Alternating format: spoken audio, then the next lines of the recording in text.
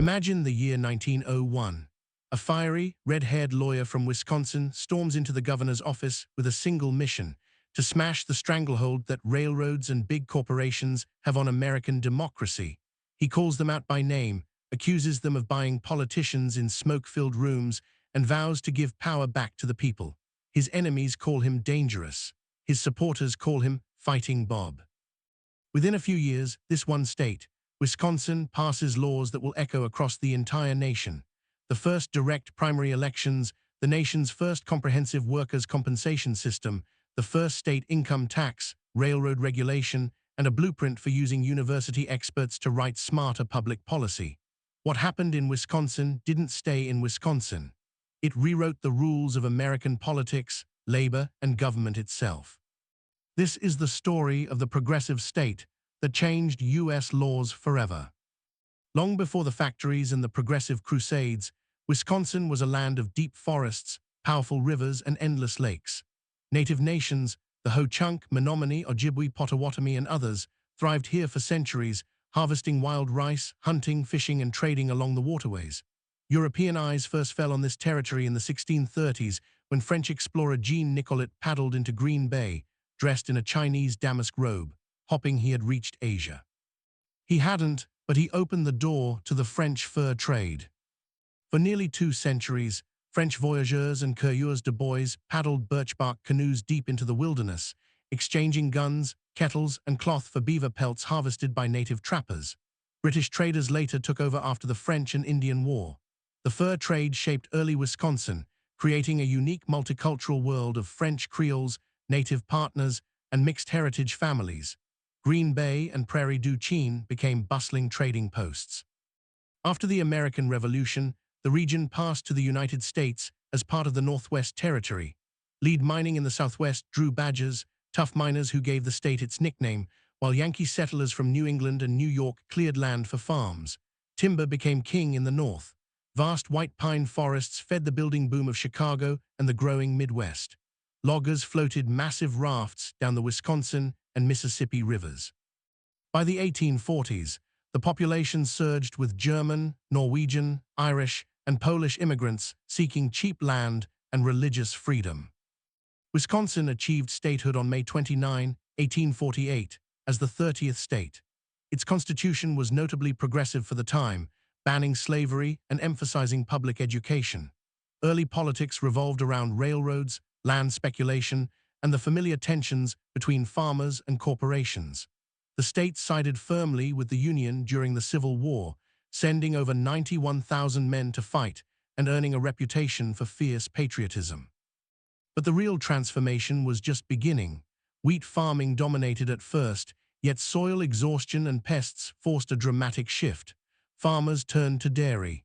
By the late 19th century, Wisconsin was on its way to becoming America's dairyland, with cooperatives, scientific breeding, and cheese factories spreading across the countryside. Yet beneath the growing prosperity lurked deep discontent. Railroads charged exorbitant rates that crushed small farmers. Lumber barons clear-cut forests with little regard for the future. Political machines and corporate lobbyists controlled nominations and legislation. The stage was set for a rebellion. That rebellion arrived in the person of Robert Marion La Follette. Born in 1855 on a small farm near Madison, Fighting Bob was a brilliant orator and relentless fighter. As a young district attorney and later U.S. congressman, he watched in disgust as railroad interests and party bosses dictated policy. In the 1890s, he broke openly with the Republican Old Guard. Elected governor in 1900, La Follette wasted no time.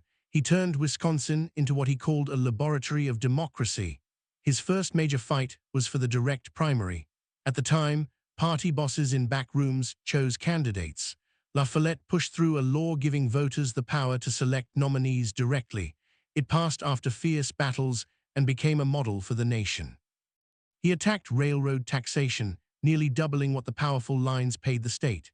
He created regulatory commissions staffed by experts, often professors from the University of Wisconsin. This Wisconsin idea brought academic knowledge directly into lawmaking, a radical concept at the time. Civil service reform, stronger anti-corruption laws, and conservation measures followed.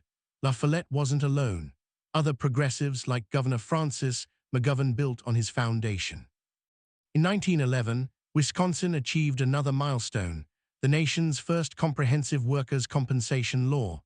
Before this, injured workers had to sue employers and prove negligence, a system that left most families destitute. The new law created a no-fault system where employers paid benefits regardless of fault, and workers gave up the right to sue. That same year, Wisconsin enacted the first state income tax in the country, a graduated tax that hit higher earners harder and helped fund public services more fairly. These weren't small tweaks. They challenged the core power structure of Gilded Age America. La Follette took his fight to the U.S. Senate in 1906, where he railed against trusts, child labor, and corporate influence. He even ran for president in 1924 on a progressive ticket, winning nearly 5 million votes. Wisconsin had become the vanguard of a national movement that would shape the 20th century. Progress never came without bitter conflict. La Follette and his allies faced ferocious opposition from railroad magnates, conservative newspapers, and old-line Republicans who called the reforms socialist or revolutionary. Strikes and labor unrest tested the new system.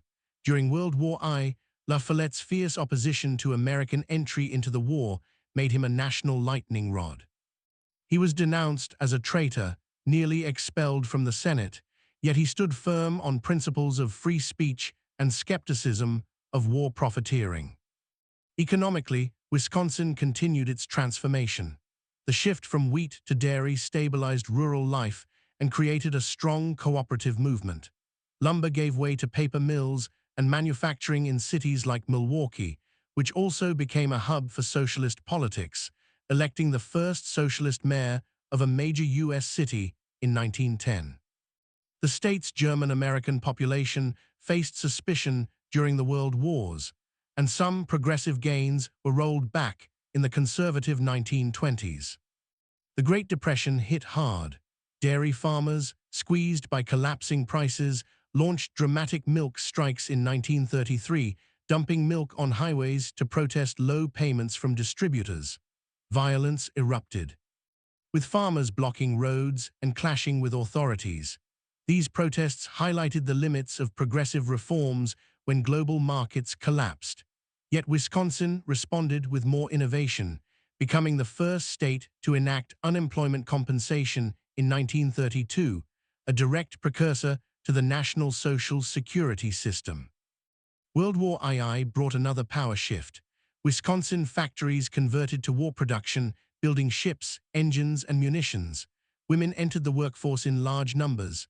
The war accelerated urbanization and diversified the economy, though dairy remained central.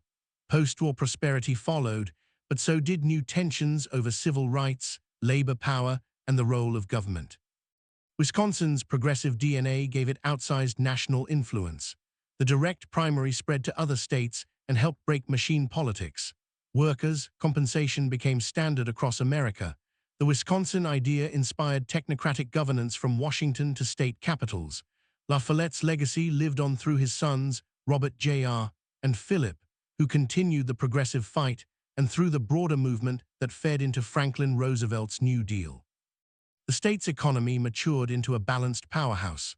Dairy and agriculture remained vital, but manufacturing, machinery, paper, automobiles, and brewing boomed in Milwaukee and other cities. The University of Wisconsin system became a national leader in research and education. Politically, Wisconsin remained a bellwether, producing influential figures and testing new ideas. Its influence extended to environmental protection, labor rights, and consumer safeguards. Many reforms first tried in Wisconsin, campaign finance limits, lobbying disclosure, stronger public education, became national norms. The state earned a reputation as clean, efficient, and forward-thinking, a place where government could be a tool for ordinary people rather than a servant of the powerful. Today, Wisconsin still carries the imprint of its progressive past while navigating sharp modern divisions. The dairy industry remains iconic, though challenged by consolidation and environmental concerns. Manufacturing and advanced sectors in health, biotech, and education drive growth. Milwaukee and Madison pulse with cultural and intellectual energy, while rural communities preserve a strong agricultural identity. Politically, the state has become a fiercely contested battleground. Debates over redistricting, voting laws, collective bargaining, and education funding echo the old fights between corporate power and popular will. Recent years have seen intense clashes, including Act 10 in 2011, which curtailed public employee union rights and sparked massive protests, another chapter in Wisconsin's long labor story. Yet the progressive tradition endures in strong public education, environmental advocacy, and a stubborn belief in good government. Wisconsin's influence on U.S. laws continues subtly. Ideas born here, expert-driven policy, direct democracy tools, worker protections, still shape national conversations about inequality, corporate regulation, and democratic reform. As America grapples with polarization, economic dislocation, and trust in institutions, Wisconsin's history offers both warning and inspiration. Wisconsin never sought to be the center of the universe. It began as a remote fur-trading wilderness, grew through timber and dairy, and then, through the courage and vision of reformers like Fighting Bob La Follette, dared to experiment with democracy itself. It proved that a single state could serve as a laboratory where bold ideas are tested before being scaled to the nation. The progressive reforms that flowed from Madison and Milwaukee helped tame the excesses of industrial capitalism, gave workers a safer stake in the economy, and made government more responsive to ordinary citizens. Yet the story is not one of uninterrupted triumph. Conflicts over power, race, class, and war have repeatedly tested the state's ideals. Today, as political winds shift and new economic forces reshape the heartland, Wisconsin reminds us that progress is never guaranteed. It must be fought for, generation after generation. In an age when trust in institutions is low and inequality looms large, the progressive state challenges us with a simple but profound question. Can government still serve as a force for fairness and opportunity, or will money and machines once again dictate the rules? The answer may well be written again in the fields, factories, and Capitol halls of Wisconsin.